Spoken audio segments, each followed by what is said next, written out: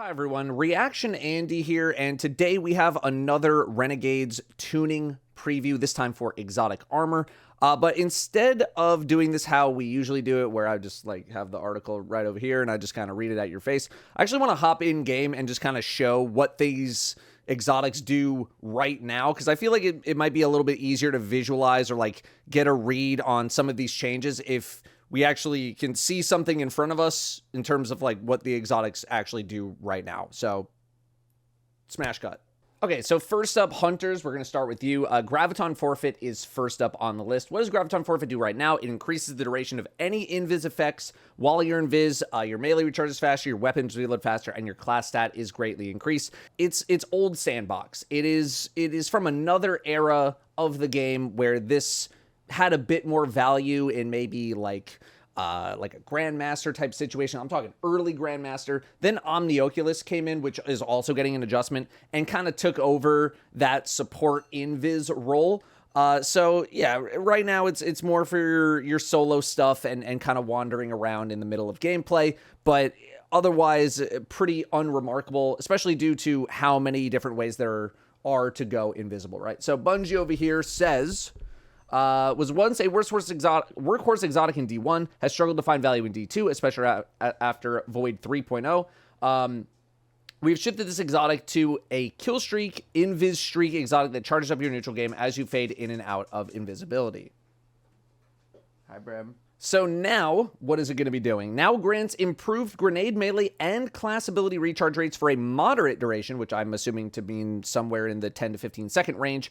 Each time you become invisible, effect stacks up to 3 times. Effect time does not deplete when you are invisible. And then at 3 stacks of the buff, additional triggers are going to give you a portion of Void Overshield. So it does really seem like they are hoping that people are going to be able to go invis back and forth quite a few amount of times. How much does this really do for the exotic, in my opinion?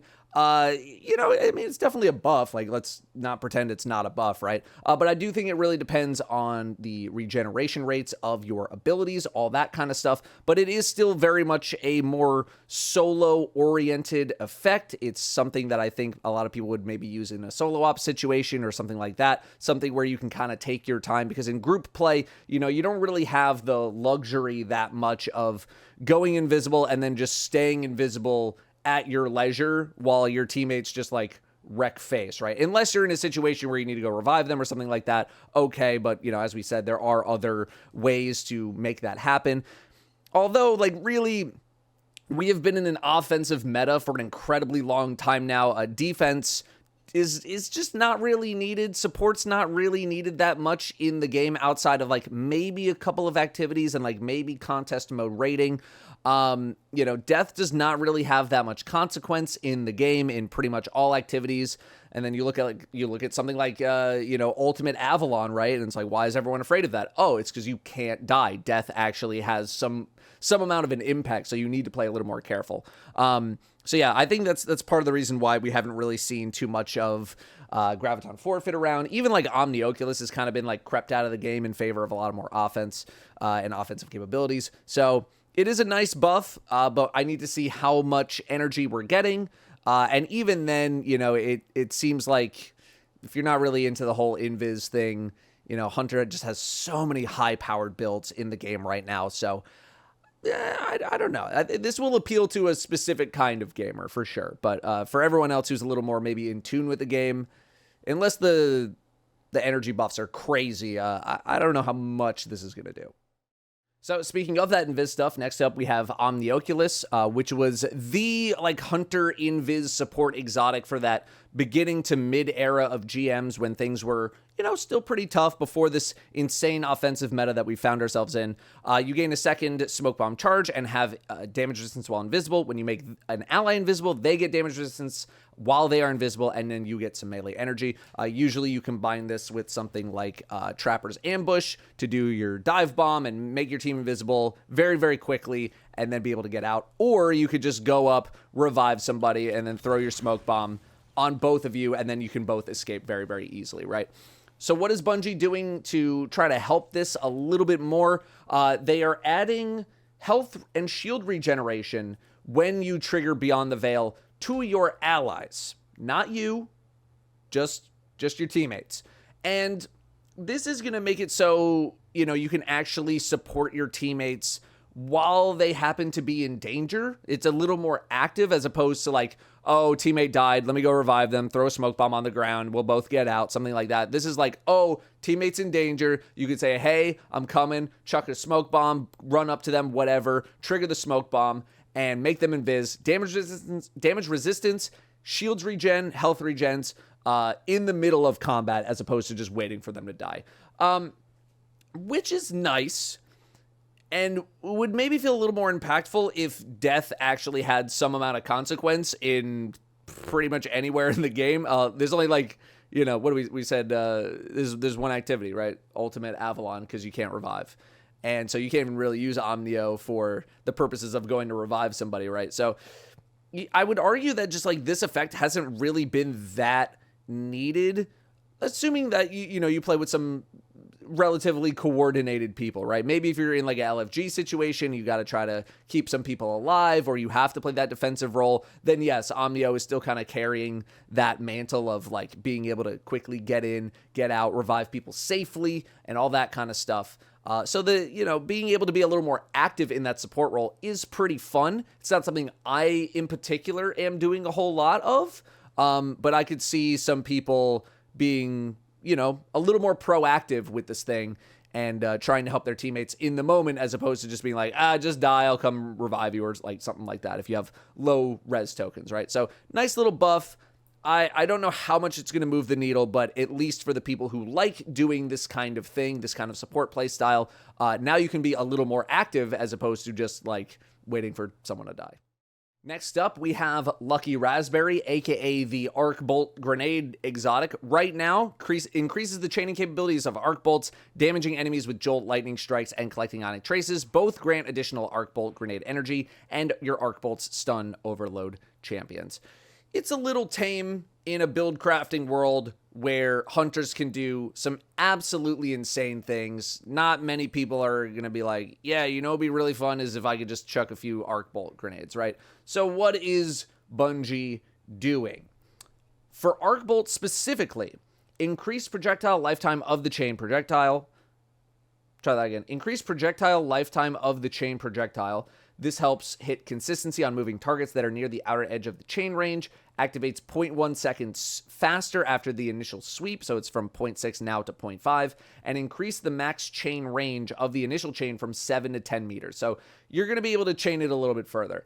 What is the exotic going to be doing? Now always applies Jolt on Arc Bolt grenade hits, returns Arc Bolt energy on any application of the Jolt debuff, any application, or triggering the Jolt chains on a target already affected by the debuff. So now you can play a little bit more into Jolt. You can use jolting feedback, which is more of like an end game arc perk where sustained fire on an enemy causes them to get jolted. Now you're really going to be able to chain Jolt around quite a lot. And I do think Jolt is like a pretty good effect, generally speaking. So it does increase the potency quite a bit of this exotic, and we look at some more specific details about this exotic. So there's a couple of other things that this does that the game doesn't tell us. It allows us to chain to an additional enemy. It gives you 20% ish Jolt, Arc Bolt grenade energy when you trigger Jolt. So yeah, they're really leaning more into the Jolt application and making sure you can spread it around quite a lot, and then get your grenade back very, very quickly, right? If we go throw our arc grenade on, hopefully these Scions are bunched up enough that I can hit all four, I don't know. Or they can just all step out of the way and we can only hit one of them. That's fantastic. Yeah, so also the radius buff, the chaining capabilities going from 7 to 10 meters should maybe also help alleviate some of the difficulties in hitting some of these chains. Obviously, these Scions in the shooting range are not your typical spread of enemies. Things have been getting a little bit denser, but hopefully you're going to be able to hit a few more. Like, even that, I feel like, should be tagging that and that. And this, now it does only say increased max chain range from 7 to 10 meters, as opposed to the global radius. So if we have things a little more in a line, like maybe just go over here, man. Let me just push you. All right, chuck a grenade. They all step away anyway. There you go. There's a little bit more of a chain. Not as much grenade energy back because, you know, you're insta killing them, so you're not really getting that much of a chance for Jolt to trigger it all. I'm interested. I am interested to see where this could land with all the Jolt applications and all that. It's, you know, Jolt is more of like an end game type application of a debuff because you really want it to stick around on a target that's going to live for a long time, shoot that main target, and then the Jolt is like kind of AoEing things down around you. And there's a lot of beefy targets in more end game stuff. So I'm interested as more of a, you know, debuffer type role. Even with some extra utility on Overload Champion. So we'll see. I'm at the very least interested because I do like Jolt. Next up, we have Orpheus Rig, which is an exotic that, for the duration of the franchise, you know, has way more ups than it does downs. This has been a very, very good exotic for hunters in PvE for an incredibly, incredibly long time. The only thing that we have here, though, is increased super duration from 16 to 20 seconds. Now, Orpheus Rig is already pretty good. Shadow Shot, already pretty good. But the only note that we have here is, alongside some abilities changes coming in Renegades, we've also adjusted how Orpheus Rig benefits Shadow Shot. Look forward to more on our abilities. Look forward to more on abilities in our upcoming Dev Insights article, which is going to be next week. So, I don't know if there's some sort of a nerf coming that they would want to compensate with more time in the super or something like that. I'm not really 100% on what's going on there. We kind of need both parts of the puzzle in order to figure out what they're trying to do with it. That's really all I feel like I can say, because, you know, Orpheus Rig is already incredibly strong as an exotic. So to see it just get buffed for what feels like no reason is a little suspicious right now, so we'll see. Finally, we have Gemini Jester, which is, generally speaking, been more of a PvP exotic than a PvE one, although it does have some PvE capabilities where dodging disorients nearby enemies and temporarily removes their radar. We go up here, and you just, you know, it applies that disorient effect. Boom. They're all blind for just a little bit. So last week, Bungie talked about how they are kind of encompassing all of these like disorient effects into one global disorient effect in the game now, to keep the debuff effects versus players as similar as possible. We gave it some adjustments that should help it feel nearly identical to how it was prior, if not more slightly effective, or slightly more effective. We also gave it a small bump in duration against PvE combatants. As you can see, that was incredibly, incredibly short. Increased duration of the disorient against players from a half second to 1 second. In addition to applying disorient, misdirection also removes the player's HUD for 2 seconds. And then against PvE combatants, it's going from 2 to 3 seconds on the disorient. So this is more of like kind of just like making sure it's working with this new version of disorient. It does seem like they're giving it a small buff, generally speaking. For PvE, I don't think this is really going to do that much. I don't really know that many people running Gemini Jesters in PvE. Again, Hunter is just so highly powered with a lot of the builds that, like, why would you waste an exotic slot on the ability to dodge near enemies and disorient them a little bit when you could do like some kind of a build that allows you to dodge twice and like freeze pretty much every enemy in a, 50-mile radius, right? So yeah, this is more of like a, hey, we're doing this thing and we have to make sure that this exotic is updated kind of a change, as opposed to pretty much anything else in my book. All right, Titans, you're up. First is Arbor Warden, an exotic that basically no one has ever used, ever. Using your class ability allows you to turn your grenade into your barricade, so you could basically just throw your barricade, right? I mean, you've probably seen it the one time that somebody previewed it on a YouTube video and then never again. There's our grenade. There's the wall. I put a wall over there. The fantasy, I imagine, is being able to like protect somebody that's like way far away from you. You can't get too close to them, and setting up, or maybe putting down a small wall to like get it started right away so that by the time you get there, you can just kind of go into things and not have to worry about putting down your class ability. It's a fun toy. And it's like funny. It'd be like funny in like a YouTube short or something like that. And that's really about it. It was good for like a YouTube short for like 20 seconds. So what's Bungie doing? Picking up 3 orbs of power enhances your next Baronade. Enhanced Baronade spawns a Y pattern of 3 of your equipped barricade on Baronade detonation. This does work with barricade modifications like Dranger's Lash or Storm's Keep. So it seems like the fantasy here would be to put on something like Dranger's Lash to send out a bunch of shock waves, or suspension waves really, on a bunch of enemies out somewhere far away from you, and just have it spread as far as you want, while also providing some amount of cover when you want to get out there. Okay. I'm sure, we did that Blight Ranger video where I was like, let's try and make a Blight Ranger build. I will probably try something with Arbor Warden in a very similar degree to see if there's anything we could do with that. I think there's like some novelty in there for sure, even like on a PvP side of things. PvE wise, I mean, like, dude, we got shackle nades.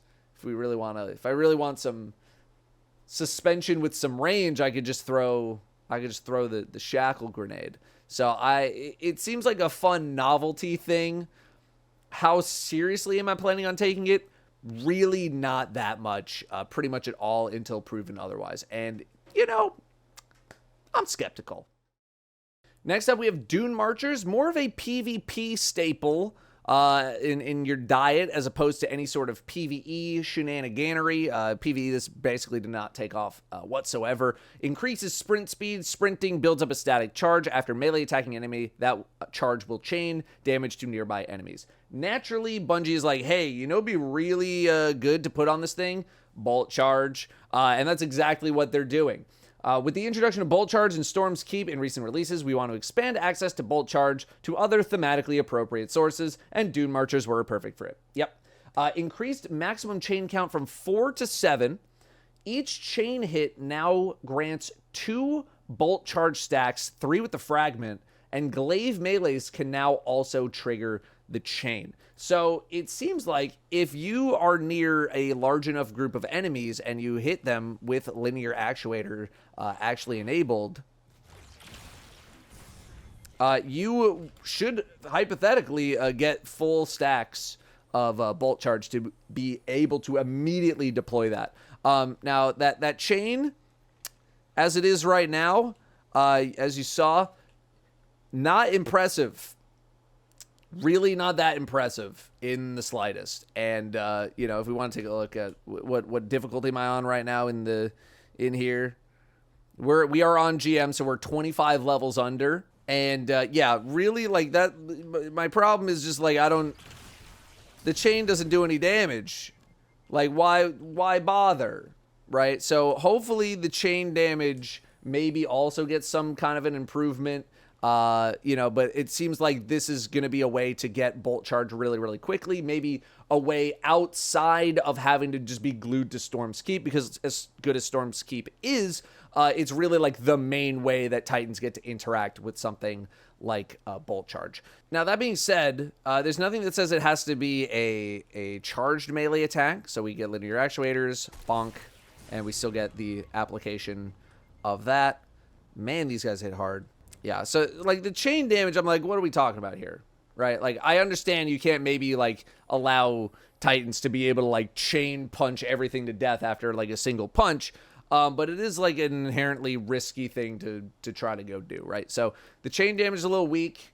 I'm interested to see how often we can make something like, a full stack of Bolt Charge ready to go. How reasonable is it? How practical is it gonna be able to do? But at the very least, this is a very natural fit for something like Bolt Charge for Titans, because this exotic has been a complete non-factor in PvE. So, yeah, I'm skeptical. A lot of these exotics are very middling, middle of the road or below average exotics.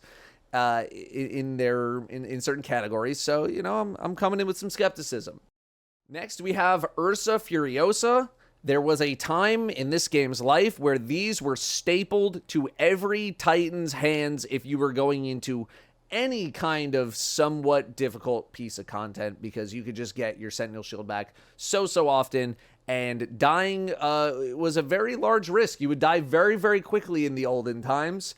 And what do? You move faster while guarding with Sentinel Shield and Unbreakable. Damage block with Sentinel Shield is converted into super energy when it's over. Damage block with Unbreakable is converted into grenade energy when it is over. Let me get my super. Boom. And then you hold up the shield and everyone stands behind your shield and you're eating a bunch of damage. You're eating the damage. And then when it's over, you know, if you were playing on a Grandmaster piece of content way back in the day, you would basically have this already back, if not incredibly close to back. And so you can keep your team very, very safe the whole time, because you could actually die a few years ago playing this game.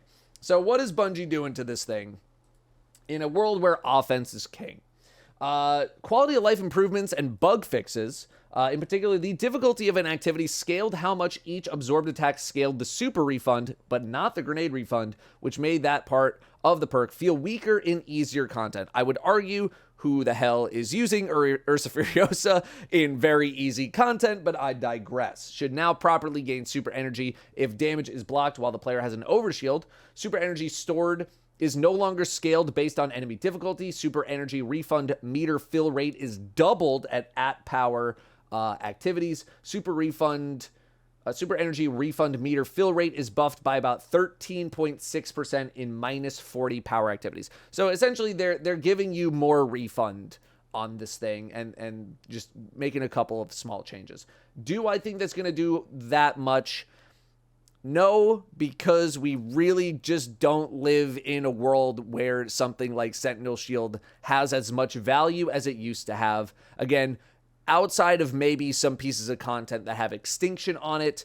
But as we've seen with Call to Arms, now that you can put some of these insane boons on your team, even with all of the negative modifiers that you have, dude, my team is just literally rampaging through some of these, fully maxed out Call to Arms activities. We don't need to worry about dying. We don't really need to worry about anything at all.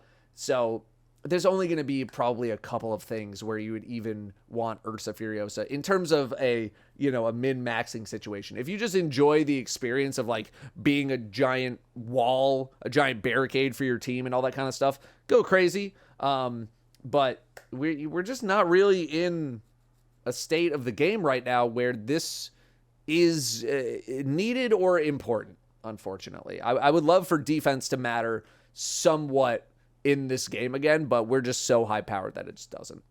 Next up, we have Second Chance, aka the Shield Throw Stunning Barrier Champions exotic. Gain a second charge of your Shield Throw melee. Your Shield Throw melee now weakens targets and can stun barrier champions. When you stun a barrier champion, you regain a melee charge. So you don't really see these too much because it's pretty rare that you would need to devote an entire exotic just to be able to break some shields, right? Like, you just really don't need that effect that much when there are so many options in the game to get rid of barrier shields. Also, did it even give me the charge back? Okay, it did. For some reason, I was like, did it even give it back to me? So yeah, you don't really need to devote an entire exotic slot to be able to break champions. I understand it also weakens, right? Like that's a nice little piece of utility.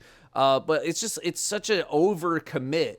Like I don't feel like you need to commit that much to anti-barrier, right? Especially, I mean, this season in particular, with rocket pulses being as strong as they are, and then you having anti-barrier pulse rifle, right? Like, you would never need to do that. So what are they doing? While a second charge of shield throw and applying weaken is somewhat powerful, Sentinel Titan does not have much access to melee energy regeneration, so it struggles to get much value out of either effect. Very true. Yeah, you'll throw your shields, and then if you're not only using them to stun barrier champions, you just have to sit around and wait for it to come back. Because if you don't have any melee charges, this does not do anything at all. And it kind of sucks to be using an exotic that revolves around having a thing when you don't have that thing.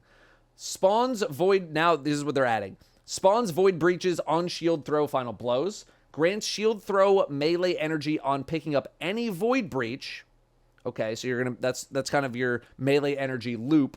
The Sentinel Shield's Super's ranged attack shield throw now also weakens with exotic equip. That's kind of nice. Fixed a bug where anti-barrier shield throw melee would not bounce to more than 2 targets. So even if you could literally only use it on a barrier champion. So it's doing some things to help alleviate some of the problems that Second Chance does have, which is melee energy.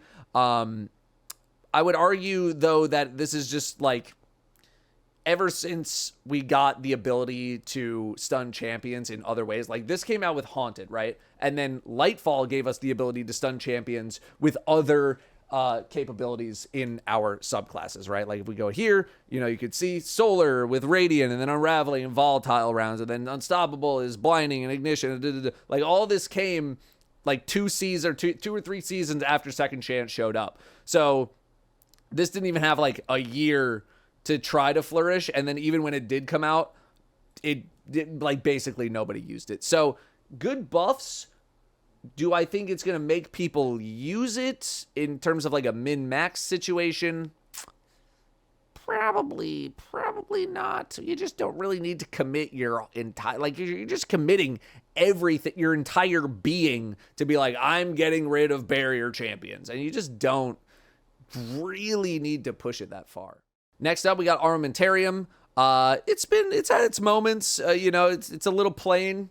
You get an additional grenade charge. That's all it used to do. Then they buffed it, so grenade final blows give you an orb of power. That's okay. It's too generic in a world where we have some really insane stuff to work with. What are they doing? Now grants 10% grenade energy on weapon final blow. Now reloads the player's equipped weapon when using a grenade ability. So the reload is actually pretty nice. I could see some, maybe there's some kind of a world where having that free reload enables you to do a little more damage on a certain thing, something like that. 10% grenade energy makes it so you're getting more potential grenades. I assume people were probably running with some sort of grenade regeneration type perk on their weapon if they were using Armamentarium anyway.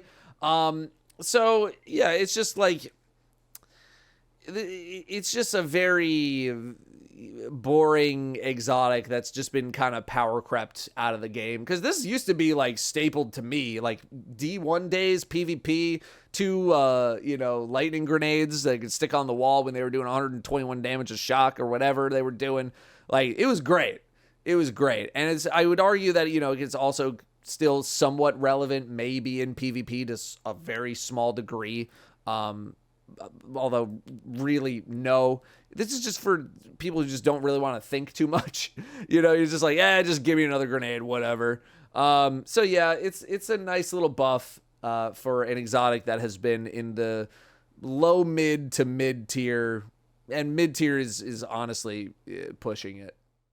Next up, we got Lion Rampant. I don't want to say this is exclusively used in PvE, because it is used for some amount of like tech with Titan movement. The last time I used these was, I want to say the King's Fall Reprisal Raid Race, where you skipped over that entire ship platforming section with a sword and Lion Rampants. That's the last time I used these things. What do they do? Increase hip fire, range, and accuracy for primary ammo weapons. Grants additional aerial maneuverability and enables airborne hip firing during lift. Increases the airborne effectiveness stat of all weapons. So you can fly in the air, and you got good hip fire.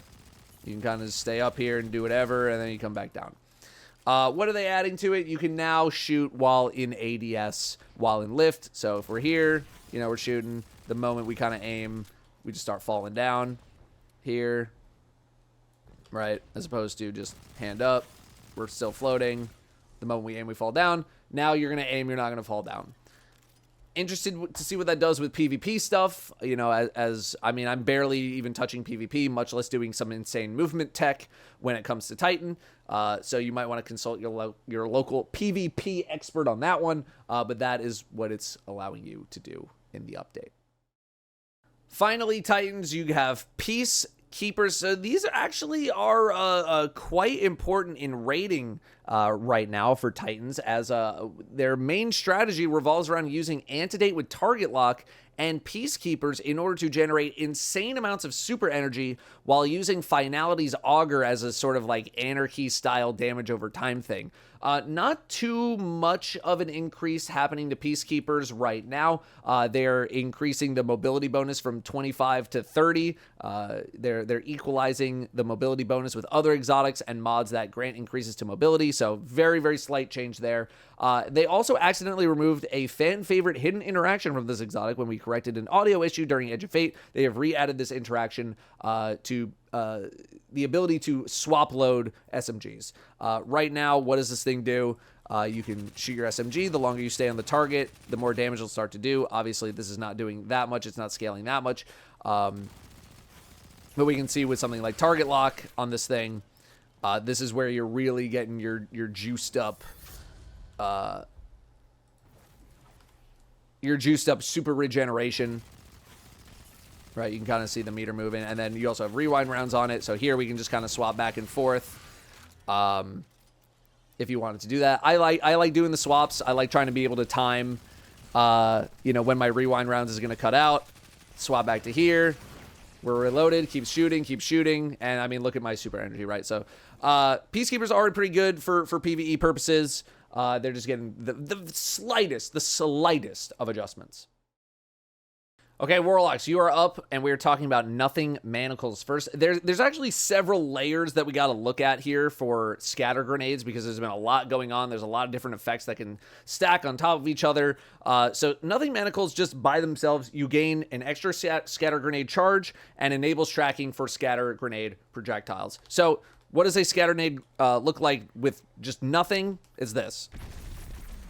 That's your scatter grenade. Although it does have Chaos Accelerant on, but we have to overcharge it, so don't worry about that. So, that's a grenade with just Nothing Manacles on. Now we'll take a look at with Nothing Manacles. There's your grenade, the Seekers Seek. That's charged, but Nothing Manacles. There you go. Okay. And here's one with Nothing Manacles charged up.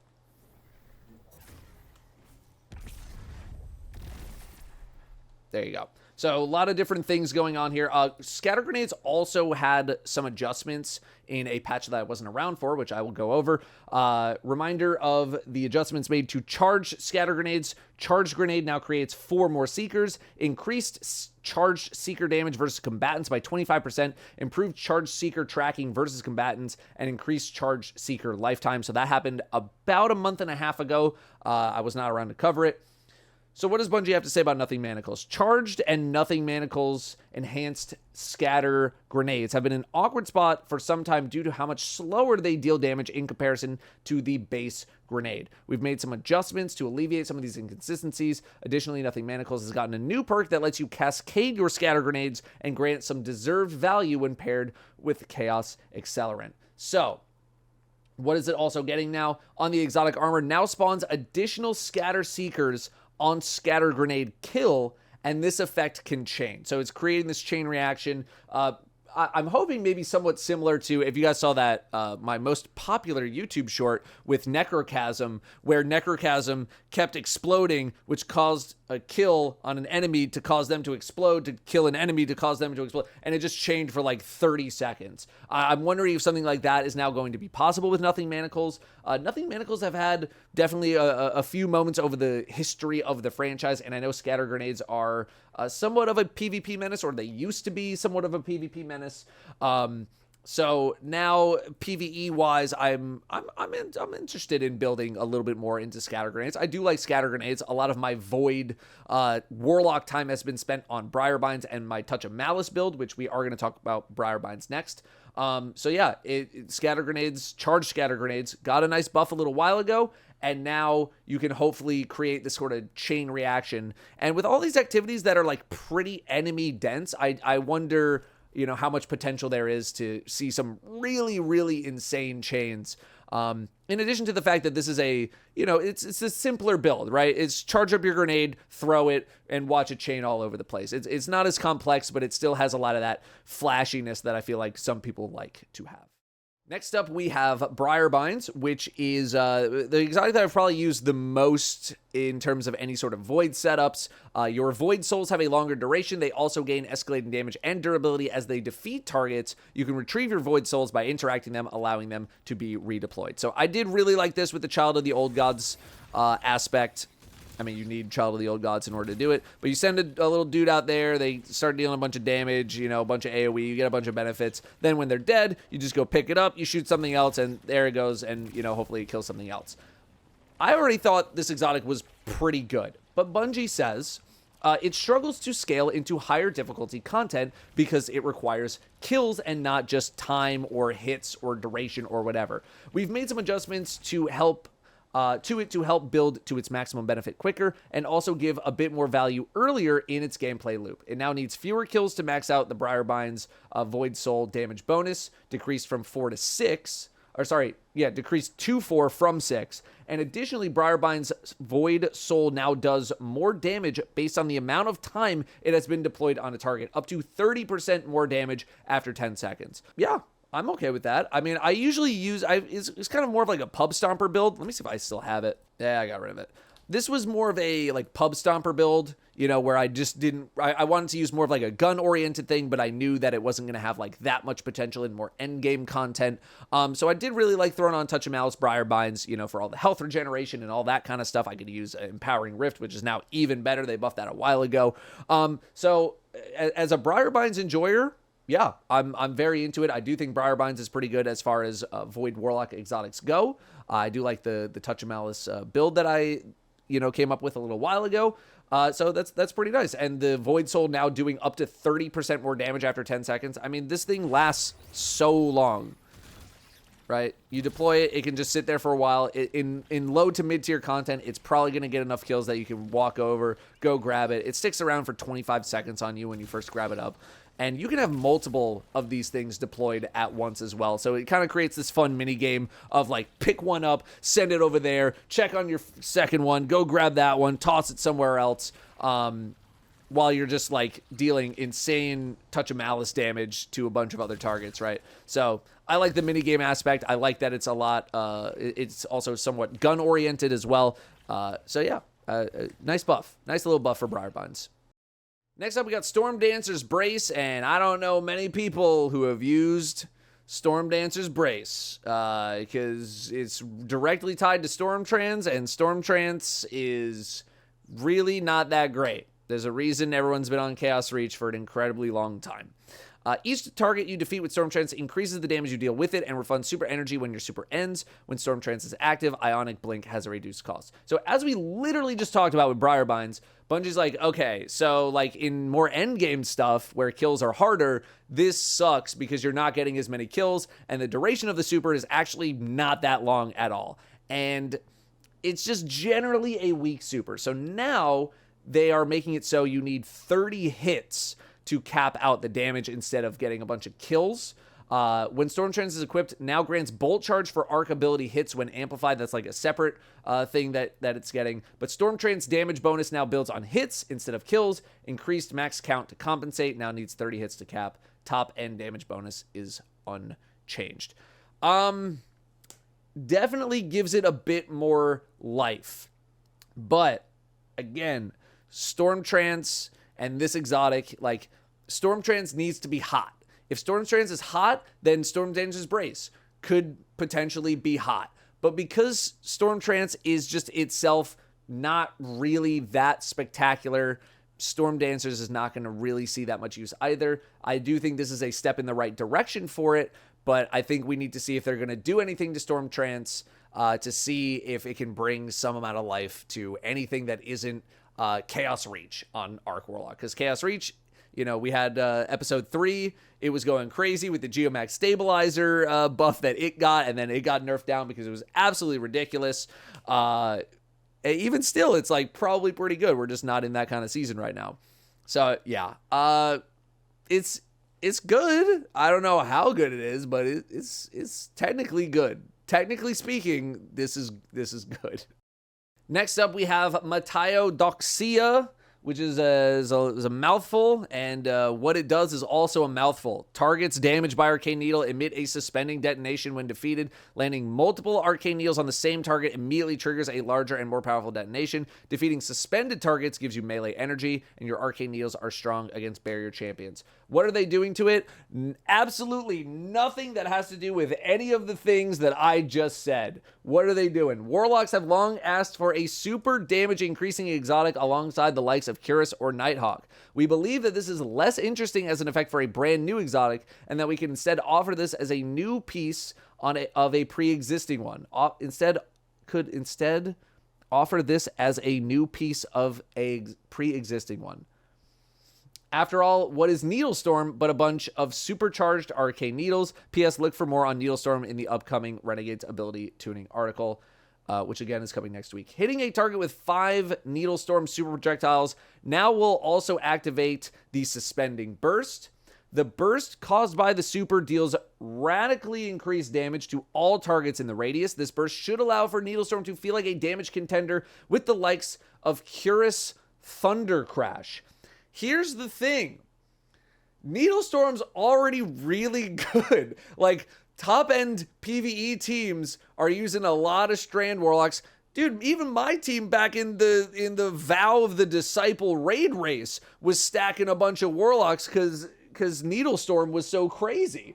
So I understand that this is like a more middling, effect. It's a bit tougher to pull off. Let's see if we can just have that suspension effect there. So that's kind of what it does.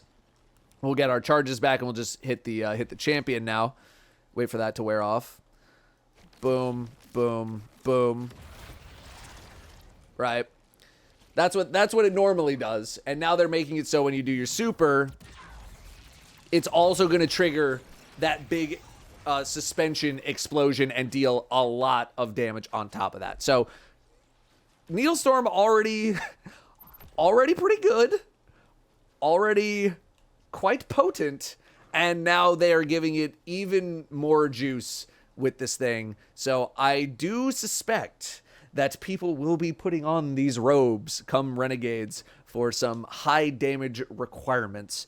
So we'll see, but they said look for more on Needlestorm in the upcoming tuning update. Maybe that means they're going to nerf it. I don't know, because it doesn't sound like, why would they tell us to look out for it if it was bad, right? Okay. All right. It's all okay. Next up, we got Dawn Chorus, which is the Daybreak exotic. This had a very small shining moment with Hollowed Lair Grandmaster. You guys remember that one? In the final boss room, you throw on Dawn Chorus, you just last forever killing those waves and waves of enemies. That was its big moment, and then since then, it's just kind of been whatever. Your Daybreak projectiles deal more damage and scorch targets on impact. Your scorch is improved, and you gain a small amount of melee energy when your scorch damages a target. It's not a bad effect, just Daybreak kind of got power crept a bit. And, we have Song of Flame now, which is also very good when combined with Prismatic. So it just kind of fell out of favor because it's not that juicy, right? So what are they doing? We're buffing Solar Warlock's Daybreak super damage by 20%, which is a spoiler for next week, and letting Daybreak scorch targets by default. We're shifting some of Dawn Chorus into the base super. So a good chunk of this is just we're just building it into the super. The end result is that Dawn Chorus plus Daybreak's damage being increased by 5%, and the combo will now allow you to cause ignitions with a single projectile. Daybreak plus Dawn Chorus damage increased by 5%, total scorch stacks increased. Okay, this is something where I kind of want to see it in action before I'm going to come to any sort of a judgment call on it. But a lot of Solar Warlocks, you're on Song of Flame for a lot of survivability. You're on Well of Radiance because it's Well of Radiance and it's still insanely good. So just Daybreak just kind of got pushed away. It just got rotated out for all these other really, really good effects. So I would love for Daybreak to be a little more popular again. We'll see. They also said looking like a bug while doing this is now optional. I actually don't mind this helmet. I think it's kind of regal. I think it looks nice. but that's just me. So yeah, I would love to see what Dawn Chorus and Daybreak end up looking like in Renegades. It would be nice for Daybreak to, have a little moment in the sun again. Finally, I saved this one for last because there's a bit more going on with it. Winter's Guile. Currently, defeating targets with melee attack increases your melee damage. Targets frozen by Penumbral Blast automatically shatter. A lot of people using this for the melee stuff. This is like the Warlock. I want to do things with melee. I want to stack my melee charges. So I'm going to do this. Let me spawn in some guys here. Right. So you just go around, you're stacking it up, And it kind of uses that the old way that we used to do melee stuff where it's just like, you get a kill, you get a stack. It's not really working with this like charged meter type situation that we've seen a lot of things kind of rotating over to. But a lot of things are happening here with Winter's Guile. Rather than updating Winter's Guile to essentially just be the newer version of Worm God, but for Warlocks, we decided on a more arcane twist. We ended up with a more Warlock-flavored version of that, incentivizing smart build crafting on how you build and spend the new benefits. A bit more effort, but a very potent reward if you manage to reach Warlord's Rage, which I will explain. Melee and finisher final blows grant bonus melee damage. Melee final blows grant 1 stack. Finishers grant 3 stacks. Maximum is 10 stacks for 4x melee damage. Bungie also clarified in a tweet a little bit, very short time ago. Max is 10 stacks for plus 400% melee damage. They said 4x melee damage. That's what I assumed it to mean to begin with, but that's what it means. 400% melee damage. Stacks are lost 1 at a time, and it lasts 4.5 seconds. Once you reach 10 stacks, you immediately gain a melee charge, and you enter Warlord's Rage. When you activate your melee ability, you have 10 seconds to activate it. When you're in Warlord's Rage, gain dramatically increased melee regeneration speed, faster melee speed, melee damage bonus increases to 500%. It lasts 10 seconds, and then when it's over, you lose all of your stacks. So your gameplay loop is get up to Warlord's Rage, find a nice juicy target to rage out on, and then use your rage and just go absolutely crazy. I am not even going to try to comprehend like the damage capabilities and how potentially crazy this could go as someone who hasn't really been messing around with Worm God Caress or, anything like that very much recently. I know what it can do, but I want to see this in action first. But it certainly seems more interesting than just like, we just give Warlocks Worm God Caress, right? And it's more interesting than whatever's going on now, even if whatever is going on now with Winter's Guile is technically speaking potent, right? It is certainly a potent effect. But I've also heard that Warlocks haven't really had a lot of like success with building Winter's Guile into something on the level of like Titans and Hunters and some of their melee capabilities. So interesting. Absolutely. I would love to explore it a little bit more, even if I'm not like super into the melee combo stuff as much as I used to be.